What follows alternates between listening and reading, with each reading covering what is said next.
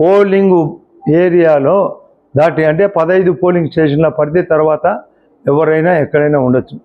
అన్వాంటెడ్గా ఎవరు ఉండేదానికి లేదు, చట్టబద్ధంగా ఉండొచ్చు. మీరు ఇది డెమోక్రసీ. ఈ జోన్లు 15 జోన్లు తప్ప, అంటే 15 పోలింగ్ ఏరియాలు తప్ప ఎక్కడైనా ఉండొచ్చు. నేను సెంట్రల్ ఎలక్షన్ కమిషనర్ కానీ స్టేట్ ఎలక్షన్ కమిషనర్ కానీ సంపూర్ణంగా కనుక్కొని లీగల్గా కూడా కనుక్కోవచ్చు. మేము కూడా ఇక్కడ ప్రెస్ మీట్ పెట్టచ్చా లేదా అన్న విచారణ తర్వాతనే ఇక్కడ ప్రెస్ మీట్ కూడా పెట్టింది. ఆమె బాధ, ఆమె వాస్తవం. వాళ్ళ అన్న చేసిన దారుణం, వాళ్ళ అవినాష్ రెడ్డి గారు చేసిన దారుణం. తండ్రిని చంపి మభ్యపెట్టి మా మీద ఒత్తిడి పెట్టించి ఆ రోజు ప్లే చేసినది. సృష్టిలో జగన్ రెడ్డి ఎప్పుడు అంటుంటాడు, నాన్న ఉన్నాడు, ప్రజలు ఉన్నారు, దేవుడు ఉన్నాడని. నేను ఒకసారి మీటింగ్లో చెప్పింది, దేవుడు చీమకు కూడా ఉన్నాడు, సకల కోటి జీవరాశులకు దేవుడు ఉన్నాడు. అతను డ్రామా తనకే ఉన్నట్టు. అది ఒక సినిమాలో ఉంది, అమరీష్ పూరి అని ఒక విలన్, జగదేక వీరుడు అతిలేక సుందరుడి. ఆ సినిమాలో ఒక విలన్ అంటాడు, మీకోసం ఇప్పుడే దేవునితో మాట్లాడొచ్చినా అని. ఈ డైలాగులంతా అయిపోయింది. ప్రజలు మా వైపు ఉన్నాడు, దైవత్వం మా వైపు ఉంది. వాళ్ళ నాన్న కూడా ఇతన్ని చీతరించుకుంటాడు, దరిద్రుడు పుట్టినారా అని. వైఎస్ఆర్ కాంగ్రెస్ పార్టీ నాయకులను అరెస్ట్ చేస్తూ ఉండడం ద్వారా లేడీస్ను ఏజెంట్గా పెట్టి మేము ఎలక్షన్ జరగబోతున్నాం అని చెప్తా ఉంటారు. ఎవరిని అన్వాంటెడ్ వాళ్ళని తప్ప పద్ధతిగా ఎవరిని అరెస్ట్ చేయలేదు. లేడీసు జెంట్స్ అందరు రమ్మనండి, ఎవడు ఎప్పుడు ఏడిపోయినా రమ్మనండి. అంత మేము ఓ అని మేము ఇన్ని లక్షల మెజార్టీ ఉంది. రూల్ ప్రకారం లేదు, రూల్ ప్రకారము ఆ యొక్క శిక్షా స్మృతి చట్టం ప్రకారము ఇప్పుడు కొత్తగా వచ్చింది చట్టం, న్యాయ సేవా సమితి అని. దాని ప్రకారం కోర్టులో కూడా ప్రొడ్యూస్ చేసి చట్ట ప్రకారము ఆ నేరస్తుని బట్టి 7 ఏళ్ళు బిలో ఉన్నప్పుడు మాత్రమే అరెస్టు, 7 ఏళ్ళు లోపల ఉన్నప్పుడు ఎవరినైనా ఎప్పుడైనా పంపాల్సిందే. బిలో 7 years, అబోవ్ 7 years యాక్ట్ని బట్టి జరిగింటుంది. ఇలా యాక్ట్ కూడా తెలియదు, ఎంతసేపునే దొమ్మిగా నడిపినారు. లీగల్ అంటే తెలియదు, ఎలక్షన్ కమిషన్ అంటే తెలియదు, బాగా సంపాదించినారు. దౌర్జన్యమే జిందాబాదు. పాడాపంచు మీరందరూ లోకలే పాడాపంచులు. నేను మొన్న ఈ కొత్తపల్లిలో పోతే నడుచుకుంటూ పోతుంటే రోడ్డు ఎప్పుడుతో రోడ్డు, కానీ మొన్న వేసినట్టు రోడ్డు రికార్డు, బిల్లు పేమెంట్.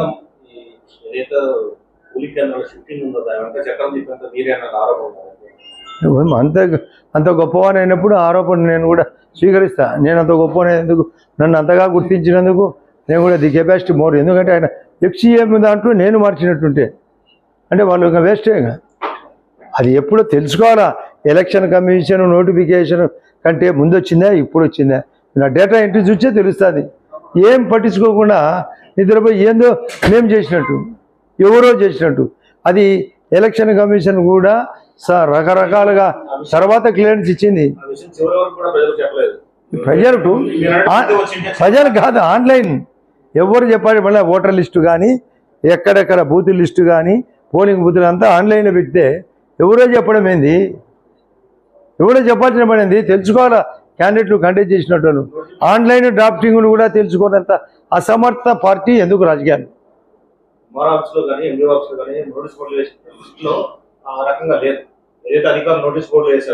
మీరు డేటా ఎంట్రీ ఇప్పుడు నెట్లో చూస్తే ఎప్పుడు వస్తుంది కొడితే తెలుస్తుంది ఎప్పుడు ఉంది అని.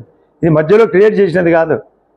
ఇప్పుడు ఏదైనా దేశవ్యాప్తంగా ఎలక్షన్ లిస్ట్ అయింది, ఆధార్ కార్డును పట్టుకుంటే ఒక పేరు కొడితే ఆధార్ దాని యొక్క సవివరం వస్తుంది, ఓటర్ లిస్టు వివరాలు వస్తాయి.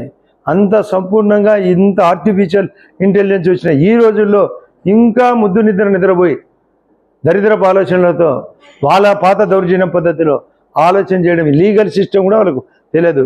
ఏం చేసినా ఉదాహరణకు లిక్కరు ఓపెన్గా అమ్మితే ఏమవుతుంది అనుకున్నారు, ఇప్పుడు బయటకు వచ్చింది. ఇసుక అక్రమంగా అమ్మినారు, ఏమవుతుంది అనుకున్నారు, తెలిసిపోయింది. పాడాపంచు తింటే ఏమవుతుంది అనుకున్నారు, ఇప్పుడు పాడాపంచు డబ్బు రాక సచ్చి గెలబెడతారు.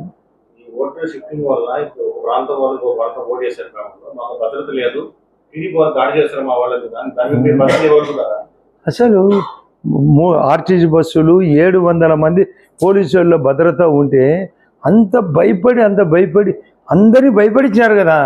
భయపడిచ్చే వాళ్ళు భయపడినారంటే అది మోరల్గా వాళ్ళు ఇప్పటికీ ఓటమి ఒప్పుకునేటే. అది ఎలక్షన్ సిస్టంలో మీరు కావాలంటే ఎక్కడైనా కనుక్కోండి. ఇప్పుడు ఒంటిమిట్ట కావచ్చు, ఎక్కడైనా ఆ యొక్క పరిస్థితులు బట్టి ఉండి ఎలక్షన్ కమిషన్ కూడా నిజమైన లోతైన పరిశోధన తర్వాతనే ఆ హక్కు ప్రకారం ఎలక్షన్ కమిషన్ మార్చిందే తప్ప స్థానిక అధికారులు కాదు, మా యొక్క పార్టీ రాజకీయం కాదు. మీకు సబ్జెక్ట్ నాలెడ్జ్ కోసం చెప్తాను. అది అది ఒక్కోసారి ఆ డేటా ఎంట్రీలో అలా జరుగుతుంటుంది. మేము కూడా మా ఏరియాలో కూడా కొన్ని ఓట్లు అటు కొన్ని, నేను హైదరాబాద్లో గమనిస్తే ఈ ఇంటి ఓటు ఆ బూత్లో ఉంటుంది, పక్కింటి బూత్ మరొక దాంట్లో ఉంటుంది. ఎందుకు అన్నప్పుడు అది అకౌంటబిలిటీ, దానికి టాలీ దానికోసం ఏర్పాటు చేస్తారు తప్ప అది ఎలక్షన్ కమిషన్ ఫార్ములా ప్రకారమే జరిగిందని క్లియరెన్స్ కూడా ఇవ్వడం జరిగింది. ఈరోజు కోర్టులో రిట్ కూడా, అది కూడా ఉంది రిట్, దానిపైన రిట్ ఉందంట. మాకు నెంబర్లు కూడా వచ్చినాయి, ఏది ఎంత అని. 2-15, 2:30 ప్రాంతంలో కోర్టులో రకరకాల రిట్లు జరిగినాయి. ఆ రిట్ల పైన కూడా కంక్లూజన్ ఉంటుంది, మీకు తెలుస్తుంది. 4 కల్లా 1 గంట అయింది, ఒక 3 అవర్స్లో అది కూడా తెలిసిపోతుంది. ఎట్లా ఏమి న్యాయబద్ధంగా కూడా జరిగిందా, ఏమైనా ఎలక్షన్ కమిషన్ ఏమన్నా మిస్టేక్ చేసిందా, లోకల్ అధికారులు చేసినారా, వాస్తవ పరిస్థితి అనేది కోర్టులో కూడా పోయినారు కదా, కోర్టులో వాదన కూడా వస్తుంది కదా. న్యాయస్థానంలో అప్రూవల్ అయితే అప్పుడేం చెప్తారు అంటే అరాచకమైన అన్యాయమైన ఆరోపణ. ఇది వైఎస్ఆర్ పార్టీకి ఆనవాయితీ అయింది. రైట్ మా జరగబోయే జెడ్పీటీసీ పులివెందుల ఉప ఎన్నిక గురించి శాంతియుతంగా మొదటిసారి డిఐజీ గారి యొక్క స్టేట్మెంట్ కూడా చూస్తే దాదాపు 700 మంది పోలీస్ భద్రత, కేవలం 15 పోలింగ్ స్టేషన్. అంటే పిన్ డ్రాప్ సైలెంట్గా ఎలక్షన్లు జరపాలనే ఏకైక ఉద్దేశంతో ఉప ఎన్నికను శాంతియుతంగా జరుపుతుంటే వైఎస్ఆర్ పార్టీ వాళ్ళు రివర్స్లో స్టేట్మెంటు, శాంతియుతంగా ఎలక్షన్లు జరగవు, అరాచకాలు, అన్యాయాలు, అబద్ధాలు, దౌర్జన్యాలు, కుట్రలు, కుతంత్రాలు. నిన్న జగన్ రెడ్డి గారి యొక్క తాడేపల్లి ట్వీట్, జరిగే విషయాన్ని మీరే ప్రత్యక్ష సాక్ష్యం. ఎక్కడైనా బూతులు అందరూ స్వయంగా చూస్తుంటారు. రేపు ఈ పార్టీకి ఎలక్షన్ 95% పూర్తయింటుంది.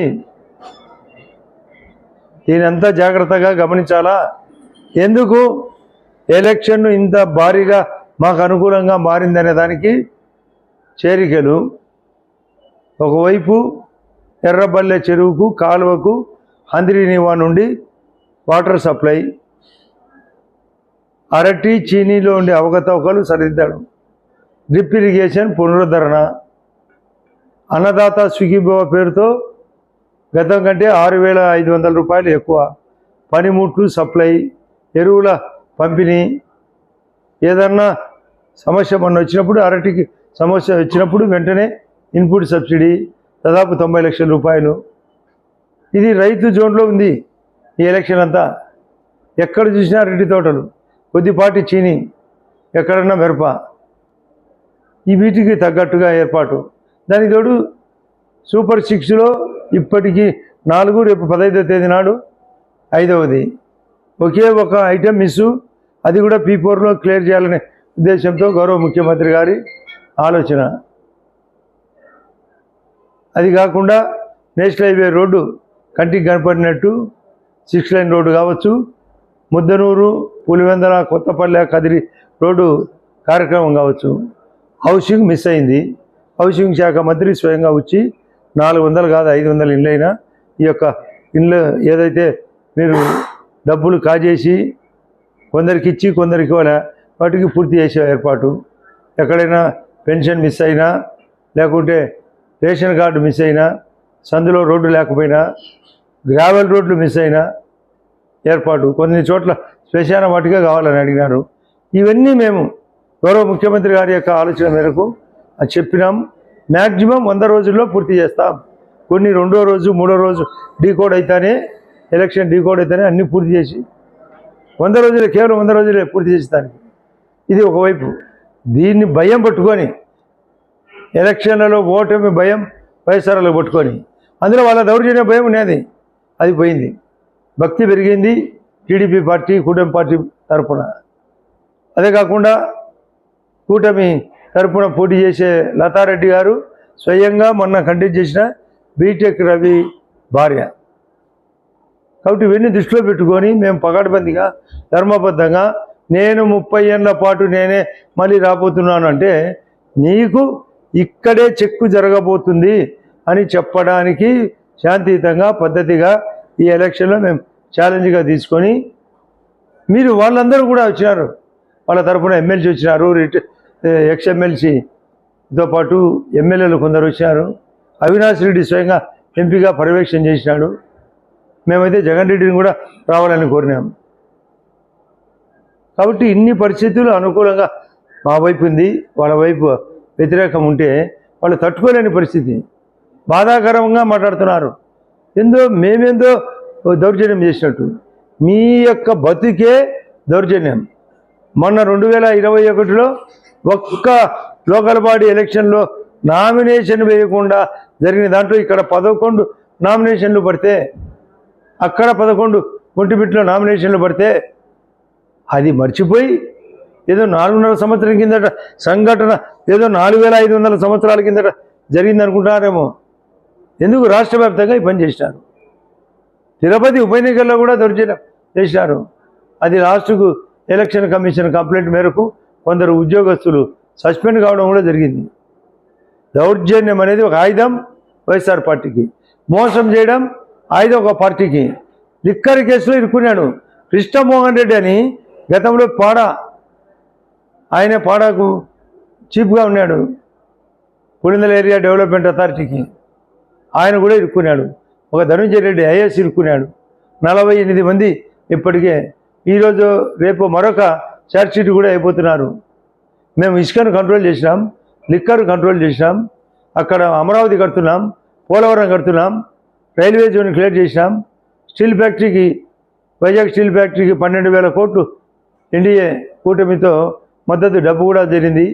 ప్రైవేటుగా స్టీల్ ఫ్యాక్టరీ జమ్మనోడులో, గండికోటతో పాటు చాలా చోట్ల టూరిజం ఏర్పాటు, ఇవన్నీ ప్రజలకు తెలియజేసినాం. రాబోయే ఇప్పటికి కేవలం 14 నెలలు మాత్రమే అయిపోయింది. ఇంకా 45 నెలల పాటు ఎలక్షన్లు ఉన్నాయి. ఈ 45 నెలల్లో సంపూర్ణంగా ప్రతి ఒక్కటి పూర్తవుతాయి. మమ్మల్ని నమ్మండి, ఇక్కడ ఈ పనులు చేస్తాం, రాబోయే రోజుల్లో ఈ పనులు చేస్తాం. ఈ సౌకర్యంగా తెలియజేయడంతో ప్రజలు అట్రాక్ట్ అయినారు టీడీపీ పార్టీకి ఓట్లు వేయాలని. అతను ఏమి చేయలే. కరెంటు 9 గంటల కరెంటు కూడా ఇవ్వలేని పరిస్థితి గతం. ఇప్పుడు ఇచ్చినాం. ఇవన్నీ దృష్టిలో పెట్టుకొని చేరికలతో పాటు ప్రజల్లో మార్పు. అయితే మరొక మాట, 2011 బై ఎలక్షన్ల నాటికి ఇప్పటికీ జగన్ రెడ్డికి వణుకు పుట్టుకునేది. నేను ఆ రోజు ఆయనతో పాటు ఉన్నా. ఆ రోజు ఉండే ధీమాలో సడలింపు జరిగి మొత్తం అంతా పరిగెత్తినారు. ఇంకా ఎన్నెన్నో తైలాలు ప్రకటించారు, నగదు తైలాలు కూడా ఇచ్చారంట. ఎన్ని కావాలంటే అన్ని చేసినారంటే చలనం వచ్చింది ఆ రోజుకి ఈ రోజుకు. కాబట్టి ఈ పరిస్థితుల్లో మేము ఖచ్చితంగా ఈ 2 ఉప ఎన్నికలు, ఇక్కడ పులివెందుల కానీ అక్కడ ఒంటిమిట్ట కానీ మంచి మెజార్టీతో గెలవబోతున్నాం. కేవలం పాజిటివ్తో. రెవెన్యూ డిపార్ట్మెంట్ వాళ్ళు స్ట్రిక్ట్గా ఉన్నారు, పోలీస్ డిపార్ట్మెంట్ ఉన్నారు. దానికి తోడు ఈరోజు ఇప్పుడే చెప్తున్నారు, రిట్టు కూడా 2 గంటల 15 నిమిషాలకు 6-7 రిట్లు, రకరకాలుగా రిట్లు వేసినారంట. ఒక్క రిట్టు కూడా నాకు తెలిసి అన్నీ అన్వాంటెడ్ రిట్లు. భరత్ రెడ్డిని ఒక ఇండిపెండెంట్ క్యాండిడేట్ను 79వ ఇండిపెండెన్స్ రాబోతుంది 15వ తేదీ నాటికి. అసలు హక్కు ఉందా? ఒక ఇండిపెండెంట్ క్యాండిడేటు ఆల్రెడీ స్క్రూటినీలో సెలెక్ట్ అయిన తర్వాత రద్దు చేయాలా, అదొక రిట్ అంట. పోలీసుల అరాచకం ఒక రిట్ అంట. బూతుల మార్పిడి మరొక రిట్టు. ఒక్కటన్నా సక్సెస్ ఇస్తుందో లేదో మీరు లీగల్గా మరొక కొన్ని గంటల్లో తెలుస్తుంది. కారణం అన్ని తప్పుడు, అన్ని రకాలుగా ఆందోళన, అన్ని రకాలుగా మోసం మాటలు. కాబట్టి ఇటువంటి క్యారెక్టర్ ఈ రాజకీయాల్లో వైఎస్ఆర్ పార్టీ ఉండకూడదు. నేను ఇంతకుముందే చెప్పిన, వైఎస్ఆర్ పార్టీ త్వరలో డైనోసార్ పైకి ఎదిగి, చీరదం ఒకటి పైకి రాక్షస బల్లి అంటారు, పైకి ఎదిగి అంతరించిపోయింది. వైఎస్ఆర్ పార్టీ పరిస్థితి అదే. ఆ పార్టీని నమ్ముకునే అందరూ గోయిందనే. ఈయనే కాదు, రాబోయే రోజుల్లో అంతా పోతుంది. కూటమి బలంగా ఇప్పటికే 4వ స్థానము ఇప్పటికే ప్రపంచంలో. మోడీ గారి స్టేట్మెంటు నిన్న 3వ స్థానం రాబోతుంది. పక్కనే ఉండే బెంగళూరులో మెట్రో రైలుతో పాటు 3 మరొక 3 వందే భారత్ రైళ్లు, అన్ని రంగాల్లో అభివృద్ధి, ట్రాన్స్పోర్ట్ రంగంలో, కమ్యూనికేషన్ రంగంలో, విదేశాలతో సఖ్యత, మొన్న ఆపరేషన్ సింధూరు ఫుల్ సక్సెస్. ఇన్ని రకాలుగా గవర్నమెంట్ ఆఫ్ ఇండియా పకడ్బందీ, 142 సెంట్రల్ స్పాన్సర్డ్ స్కీమ్స్, సబ్సిడీతో కూడిన కొత్త ఆలోచన, హౌసింగ్ హైయెస్ట్, కరెంటు మీకు చాలామందికి తెలుసో లేదో, ఇప్పటికి ఉత్పత్తి కరెంటు 4,50,000 మెగావాట్లు ఈ దేశంలో, మరొక 5 లక్షల కరెంటు మరొక 2 ఇయర్స్లో. 6G రాబోతుంది, ఆర్టిఫిషియల్ ఇంటెలిజెన్స్ రాబోతుంది, ఫారిన్ డైరెక్ట్ ఇన్వెస్ట్మెంట్ రాబోతుంది. కేంద్రం ఫుల్ సపోర్ట్ ఉంది ఏపీకి. ఆ విషయాలు కూడా ఇక్కడ ఓటర్లకు చెప్పినాం. ఏది చూసినా మద్దతు సంపూర్ణంగా ఉంది. ఈ మద్దతు ద్వారా మేము ఇక్కడ చంద్రబాబు నాయుడు గారు కూడా 4వసారి ముఖ్యమంత్రిని, ఆయనకు అపార అనుభవం ఉంది. ఈ రాష్ట్రాన్ని జగన్ రెడ్డి గారు ఇష్టం వచ్చిన అప్పులతో ఐపీగా మార్చాడు. ఆంధ్రప్రదేశ్ ఏపీ ఐపీగా మారింది జగన్ రెడ్డి వలన. కాదు, దాన్ని మేము విఐపీగా మారుస్తాం, అంటే మళ్ళీ ఉన్నతంగా మారుస్తామని చెప్పడం మా ఉద్దేశం. అది ఓటర్లకు తెలియజేసినాం. ఆ ఓటర్లు అందరూ అట్రాక్ట్ అయినారు. తద్వారా మా ఎలక్షన్లు పోలీసు పగడబందీ ఎలక్షన్లు, రెవెన్యూ వాళ్ళు పగడబందీ ఎలక్షన్లు, ఇన్ని రకాలుగా ఉండే ఈ ఎలక్షన్లు మీరు కూడా మీ సమక్షంలో మరొక కొన్ని గంటల్లో పోలింగ్ కూడా అయిపోతుంది కాబట్టి మరొక 48 గంటల తర్వాత కౌంటింగు, సంపూర్ణ స్వాతంత్రం 14వ తేదీ నాడే ఈ పులివెందులకు రాబోతున్నది. 15వ తేదీ కంటే ముందే, అంటే 15th ఆగస్టు కంటే ముందే. కాబట్టి మా అందరికీ మరొకసారి మీ ద్వారా మా యొక్క ఓటర్లకు విజ్ఞప్తి చేస్తున్నాం. మీ అవసరాలు ఉన్నాయి. వాళ్ళు కేవలం 10 నుంచి 30 మందికి మాత్రమే నాయకత్వం ఎవరిని రానిలేదంట. ప్రజల్లో తిరుగుబాటు వచ్చింది. ఏం కొందరికేనా? మాకు హక్కులు లేవా? ఈ డెమోక్రసీ వచ్చిన ఈ వైఎస్ఆర్ పార్టీ వాళ్ళు కొందరికే ఛాన్స్ ఇవ్వడం, మా అందరికీ ఇవ్వకపోవడం అనేది మరొక తిరుగుబాటు. కాబట్టి ఎన్ని దృష్టిలో పెట్టుకొని చెప్తున్నాం, మేము ఖచ్చితంగా సంపూర్ణంగా అన్ని రకాలుగా మీరు కూడా పిల్లర్సే. మీరందరూ పత్రికలు, టీవీ వాళ్ళు, మీడియా రకరకాలుగా మీరు ప్రజాస్వామ్యగా ఆలోచించండి. ఎలక్షన్లు సజావుగా నడుపుతాం, పద్ధతిగా నడుపుతాం, ధర్మంగా నడుపుతాం, ధర్మంగా గెలుస్తాం.